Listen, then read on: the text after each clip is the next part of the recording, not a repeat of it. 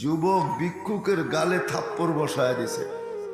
ভিক্ষুক কিচ্ছু বলে না, খালি উপরে তাকাইছে, ঠোঁটগুলা নাড়াইছে, কি জানি বলছে আল্লাহকে চুপে চুপে।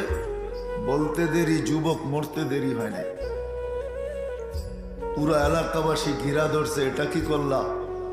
ভিক্ষুক বলতেছে কিছু করি নাই আমি, প্রেমের খেলা হয়ে গেছে, প্রেমের। তো বলছে কিসের প্রেমের খেলা?